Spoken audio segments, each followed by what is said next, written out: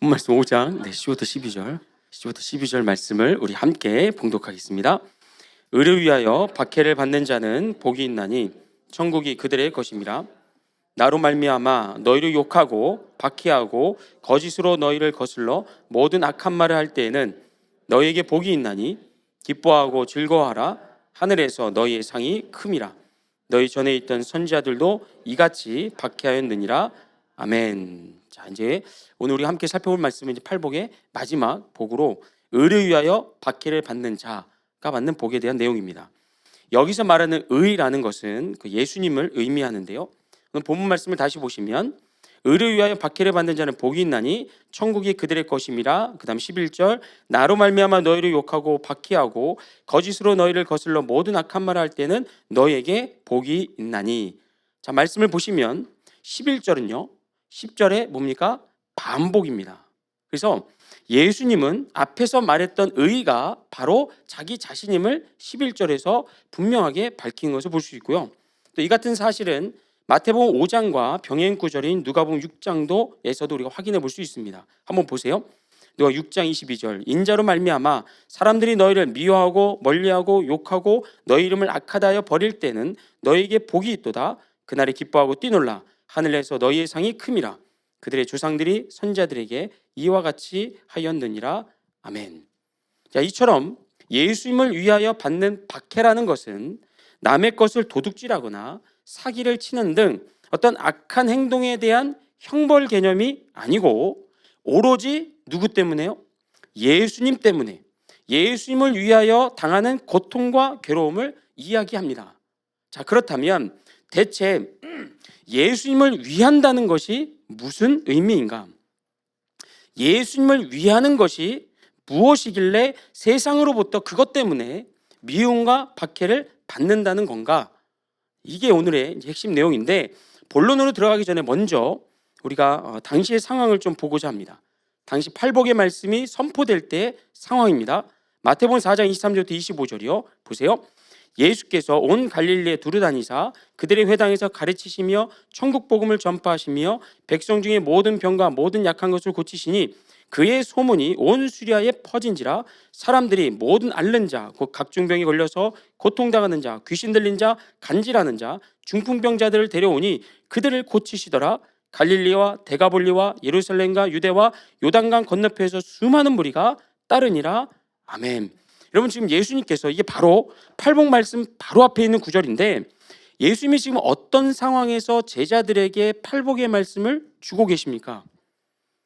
막 세상 사람부터 욕을 먹고 고발을 당하고 핍박을 당하는 것과는 정반대로 유대인들이 거주하는 갈릴리, 예루살렘, 유대를 넘어서 이방인들이 주로 거주하는 데가볼리와 수리아에서도 예수님의 소문을 듣고 수많은 병자들이 막 지금 몰려오고 있는 상황이었습니다.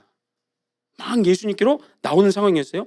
누가복음 6장의 기록도 동일합니다. 보세요. 17절 예수께서 그들과 함께 내려오사 평지에 서시니 그 제자의 많은 무리와 예수의 말씀 듣고 병 고침을 받으려고 유대 사방과 예루살렘과 두로와 시돈의 해안으로부터 온 많은 백성도 없더라.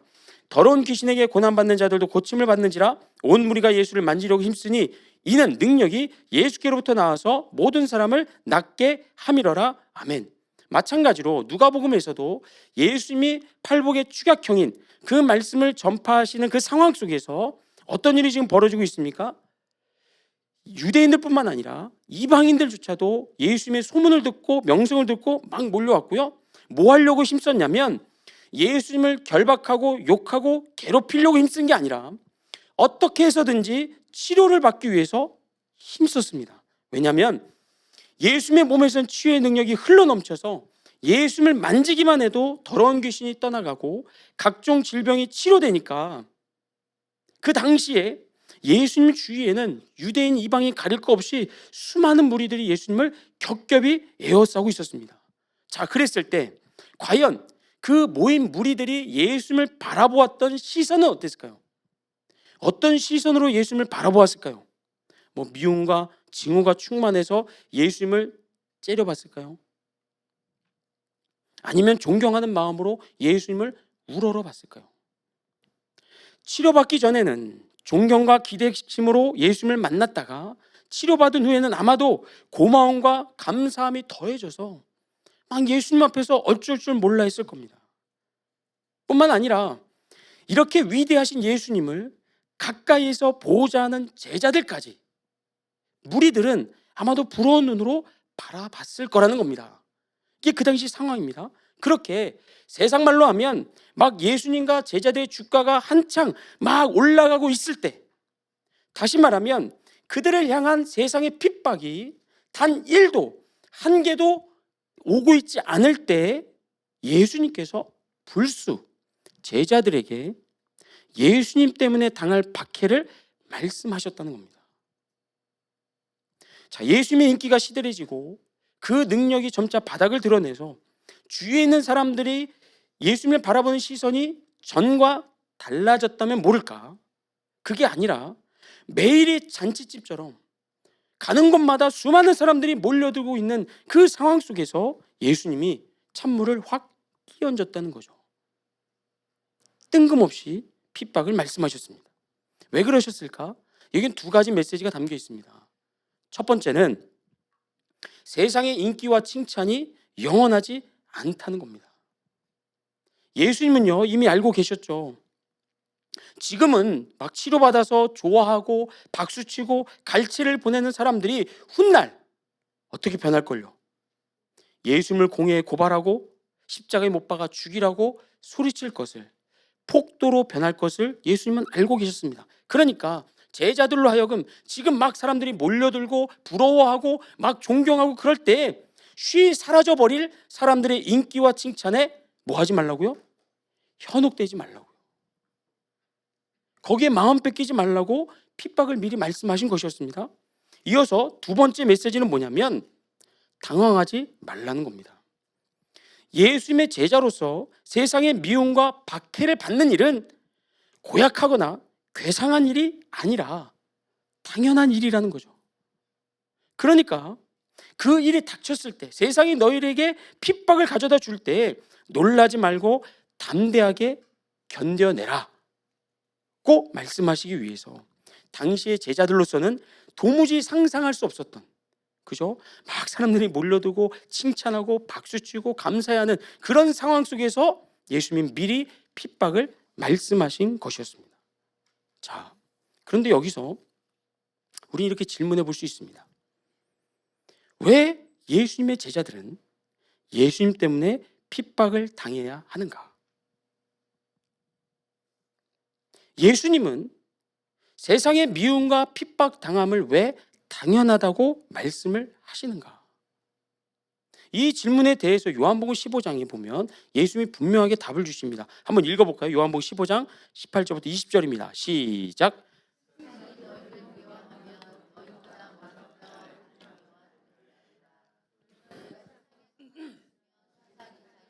사랑할 것이나 너희는 세상에 속한 자가 아니요 도리어 내가 너희를 세상에서 택하였기 때문에 세상이 너희를 미워하느니라.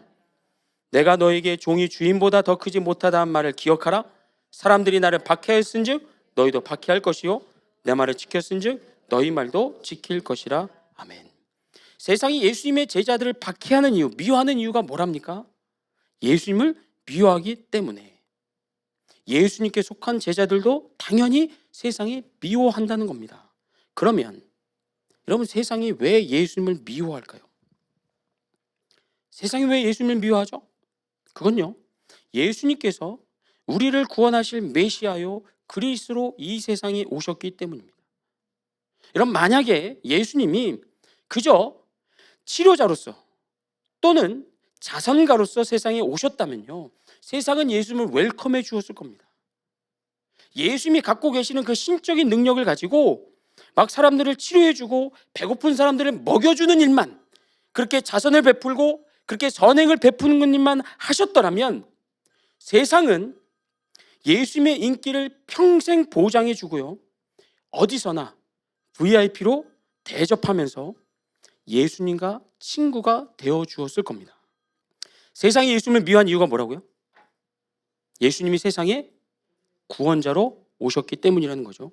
치료자나 혹은 자선가로 오셨더라면 세상은 예수님을 환영했을 겁니다. 그리고 세상과 예수님은 친구가 되었을지도 모릅니다. 물론 우리가 앞에서 확인했듯이 예수님은 수많은 병자들을 치료해 주셨습니다. 또한 오병이어나 칠병이어와 같은 기적으로 사람들의 배를 채워 주셨습니다. 하지만 이런 기적과 능력이 예수님의 가장 핵심적인 메인 사역은 아니었다는 겁니다. 이런 것들은 어디까지나 예수님께서 하나님의 아들이시며 우리를 구원하실 메시아요 그리스도 되심을 증명하는 그런 도구에 불과했습니다. 때문에 여러분 복음서를 쫙 보시면요, 여전히 예수님 주변에는 병자들이 많이 남아있음에도 불구하고 예수님께서 틈만 나면 뭐 하십니까? 병자들 치료하기를 멈추시고 사람들에게 자신이 구원자요 메시아임을 밝히십니다. 예수님에게 죄를 사하는 권세가 있음을 알려주십니다. 동시에 이 세상이 죄로 인하여 오염되었으며 그 배후에서 역사하는 마귀 사탄의 계략을 폭로하십니다. 그리고 마귀에게 유혹되어서 육체의 정욕과 쾌락을 쫓아가는 사람들에게 어떻게 하시죠? 그 죄악된 길에서 돌이켜서 나를 구원자로 믿고 죄의 사함을 받으라라고 종용하십니다. 이처럼 예수님은 부패하고 타락하여 마귀에게 조종당하는 세상과 처음부터 애초부터 친구가 될 생각이 아예 없었습니다. 오히려 마귀를 대적하고 세상의 어둠을 물리치시기 위하여 빛으로 세상에 오셨습니다. 때문에 세상이 예수님은 물론이고 예수님에 속한 제자들까지 원수처럼 여기면서 핍박하는 것이 당연하다는 얘기입니다. 그런데 이제부터 본론입니다. 그런데 중요한 사실은 뭐냐면 여러분 제자들이 아무 때나 세상이 제자들을 핍박하지 않았다는 겁니다. 무슨 얘기냐면 제자들이 가만히 있을 때, 쥐 죽은 듯이 숨어서 조용히 있을 때는요, 세상도 제자들을 내버려 뒀다는 겁니다. 한번 볼까요? 요한복음 20장 19절입니다. 요한복음 20장 19절. 이날 곧 안식 후 첫날 저녁에 제자들이 유대인들을 두려워하여 모인 곳의 문들을 닫았더니 예수께서 오사 가운데 서서 이르시되 너희에게 평강이 있을지어다. 아멘. 자, 여기서 말하는 안식 후 첫날은 어떤 날입니까?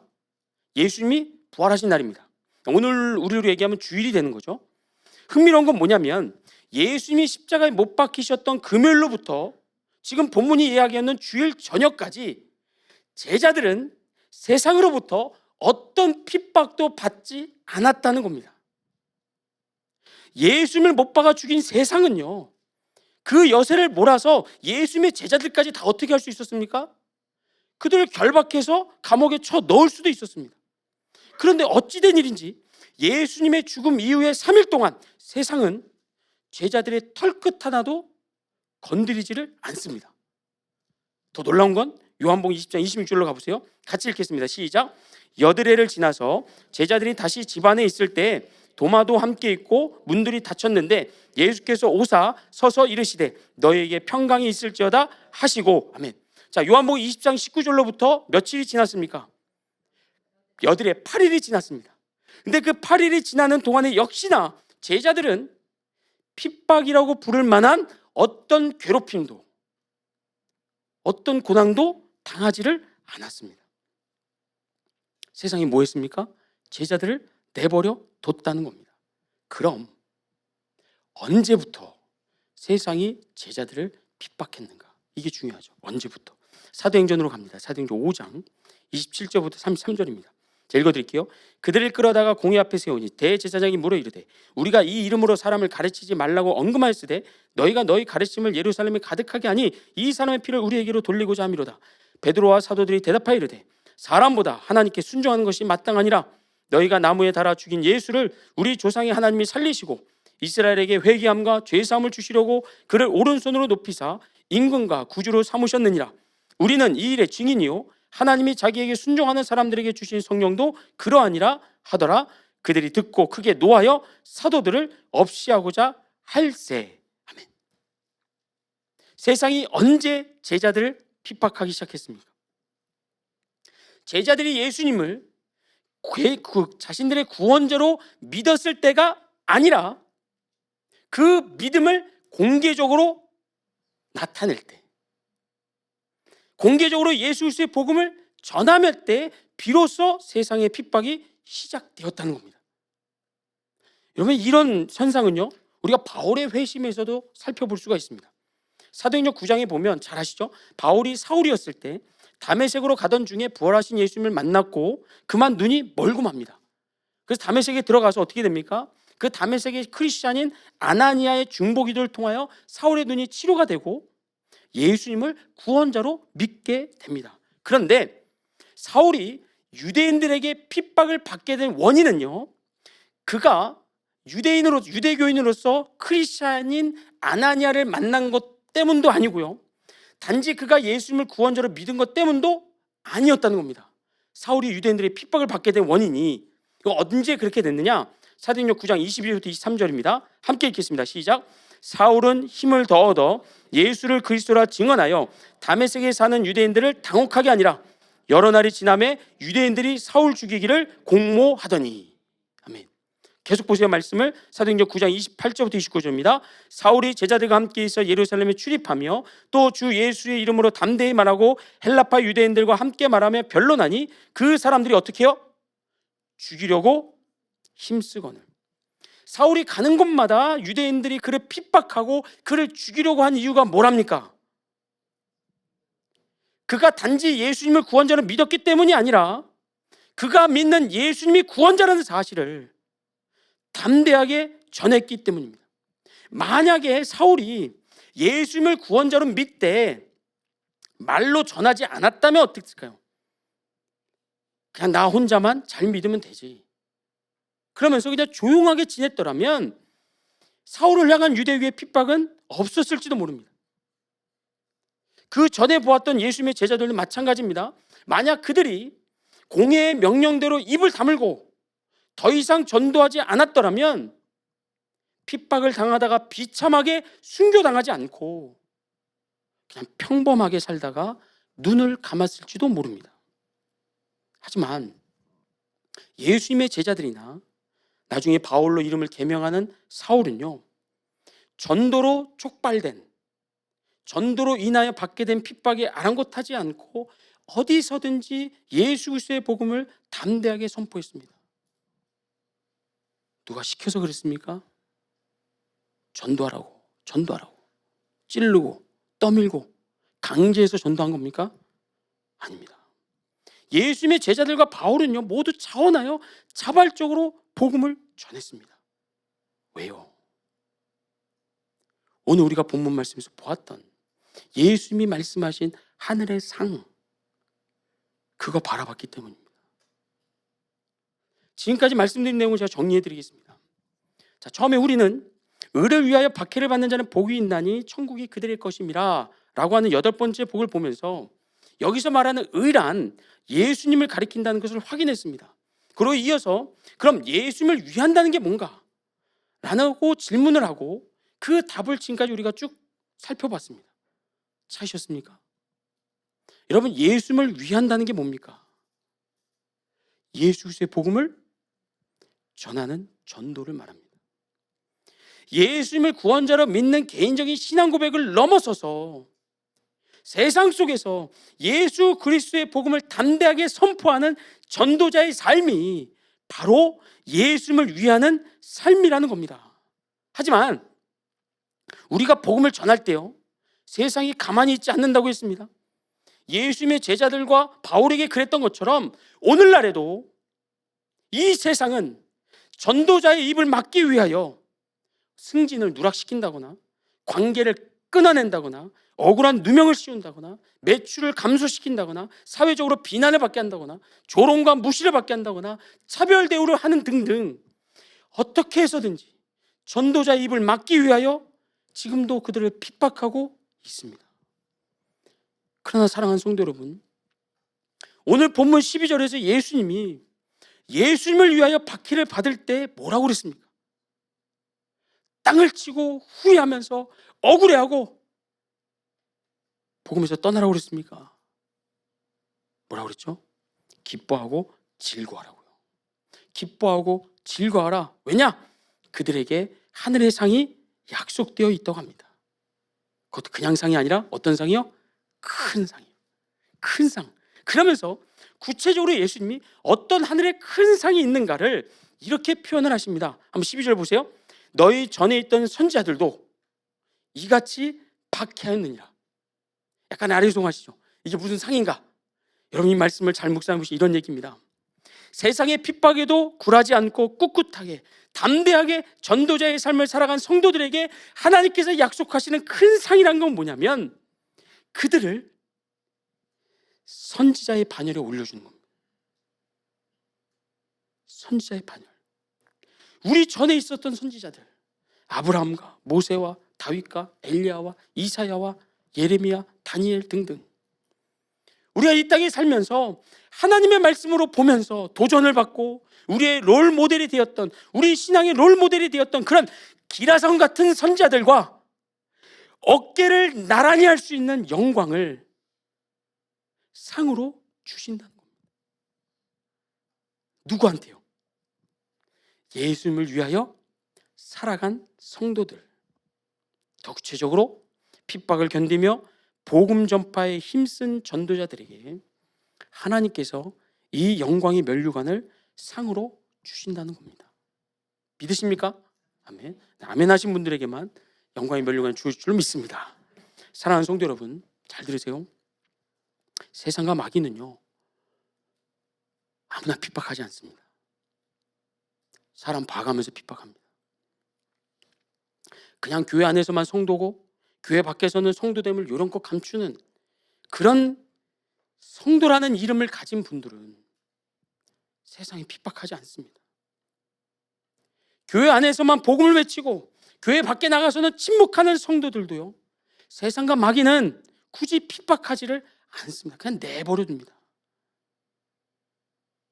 그러나 때를 얻든지 못 얻든지 예수 그리스도의 복음을 전하는 전도자들은요, 전력을 다해서 핍박합니다. 입을 열지 못하도록 협박하고 괴롭히고 고통을 줍니다. 어떤 삶을 선택하시겠습니까? 이러면 또 이제 물어보는 분이 있죠. 그럼 전도 안 하면 구원 못 받는 겁니까? 그런 얘기가 아닙니다. 구원은 예수 믿으면 받습니다. 천국 갑니다. 그런데 천국에서 주어지는 상이 있다는 겁니다. 저는 여러분이 그 상을 바라봤으면 좋겠습니다. 그냥 천국에 들어가는 것으로 땡! 만족하는 것이 아니라 지금 예수님께서 제자들에게 약속하고 계시는 하늘의 큰 상, 너의 이름을 선자들의 반열에 올려주는, 아브라함을 만나도 다윗을 만나도 모세를 만나도 전혀 주눅들지 않을 수 있는 그 영광의 면류관을 저 여러분이 바라볼 수 있기를 주 이름으로 축복합니다. 이거는 그냥 얻어지지 않습니다. 핍박을 넘으셔야 됩니다. 감당하셔야 됩니다. 그러나 그만한 가치가 있습니다. 그러니 오늘 주님께서 우리에게 주시는, 약속하시는 이 큰 상을 여기 계시는 저 여러분 모두 다 놓치지 않기를 주의 이름으로 축복합니다. 우리 다 하나님의 나라에서 만났을 때 여러분의 얼굴에 해같이 빛이 나면서 아브라함과 모세와 다윗과 다니엘, 그들과 나란히 서서 그 영광된 나라에서 영원히 기뻐하고 만족해하는 그런 모습들을 우리 모두가 다 바라볼 수 있기를 주 이름으로 축복합니다. 아멘.